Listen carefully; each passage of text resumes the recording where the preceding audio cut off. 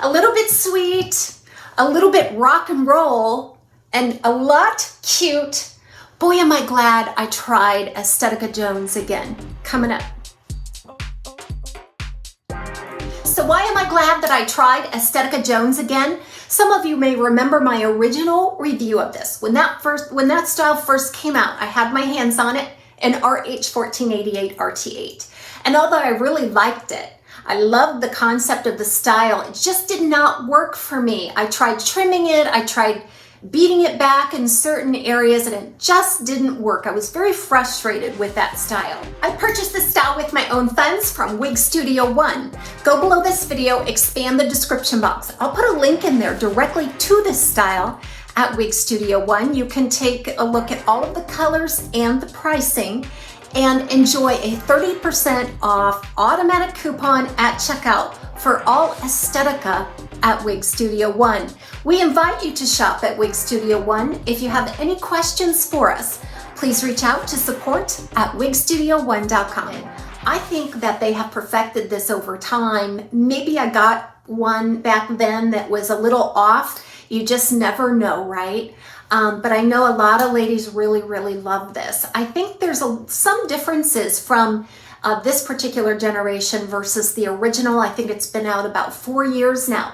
So we're going to take a look at all of that. First, I want to address the unboxing of this style because you will quickly realize that how it looks right now is exactly the way it came out of the box. Based on the piece that I have, of course, you can see variances as we have discussed. So here I'm going to put up a video of the unboxing of Jones in RH1488. It comes in that pink box by Estetica, which indicates the classic collection. Typically all open cap styles in that collection. All the typical packaging. I don't recall the packaging from the original Jones, but it was well packaged. Nice sturdy cardboard forms, nets, and the whole shebang. This is a part of the classic collection, which it features the pure stretch cap. It's a completely open wefted design, and the wefts are very thin as well as lots of elastic throughout this cap. It's comfortable, it's cool, it's breathable, and it's large, guys. If you have any experience with the Estetica caps, this cap runs large. I had to cinch it in as far as it could go just to do this review today. And I love this style so much that it doesn't bother me. I will do what it takes, right?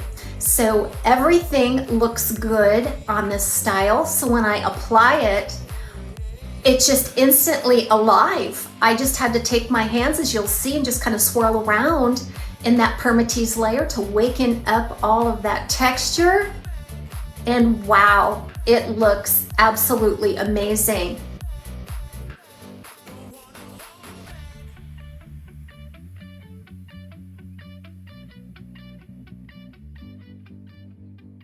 So back to my live shot here. I have seen it more neutral. I have seen this color be very warm. In this particular application, I think it's perfect. I think it's more neutral than anything. What it appears to me to be is like a dark honey blonde, and then it's very heavily highlighted with a pale gold blonde.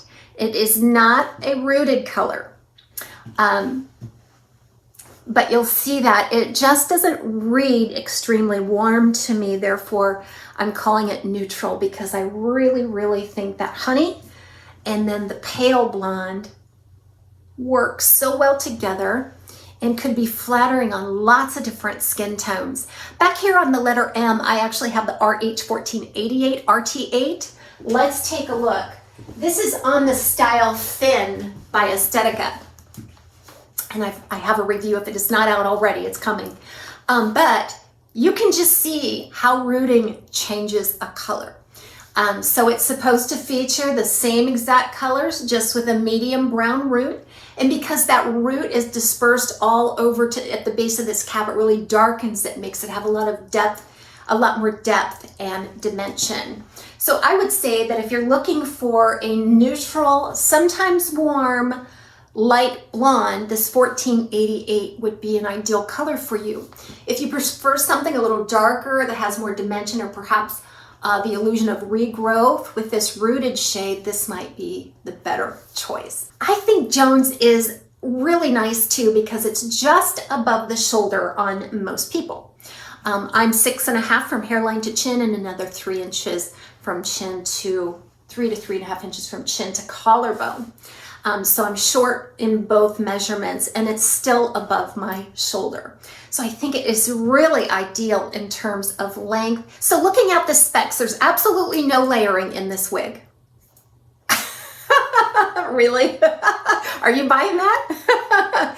There's nothing but layers in this style, to be honest. So that first layer in the front is nice and practical at around 4.5 inches. I love this bang on this one. So it just kind of zips over the eyebrow back into the style. You can wear it in any direction or angle that you like. All of these fibers have been heavily texturized at the ends, taken down. That gives it a nice wispy appeal, including these bangs. So if you're not a fan of those big heavy bangs, this one will be very ideal. So not only is it kind of a point cut here at the front, but even the layers on top that kind of sweep forward and make up some of that bang effect are also very light and texturized. And I can tell you, I was anticipating being able to see down into the permatease layer on this. However, I really can't. Unless my eye is trained at looking for permatease, I just don't think you're going to be able to do it.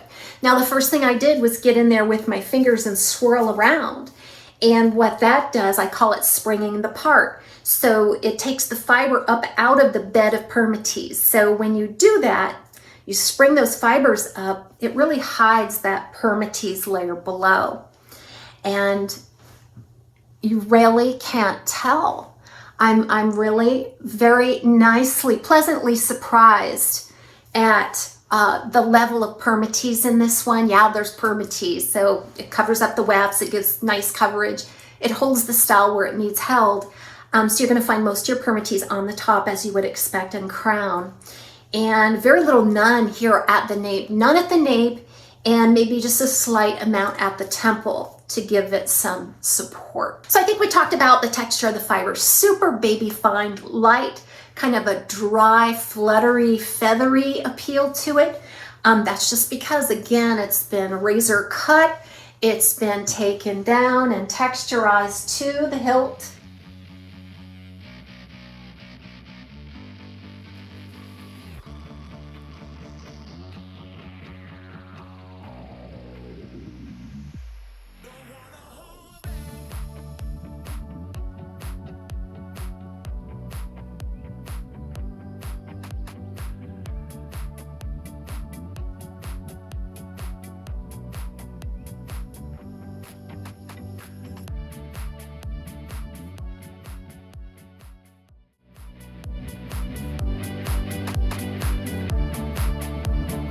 This style is so easy to wear, you just have to shake it out. It looks better the messier it is, so this is a nice weatherproof wig as well. Let's try with glasses.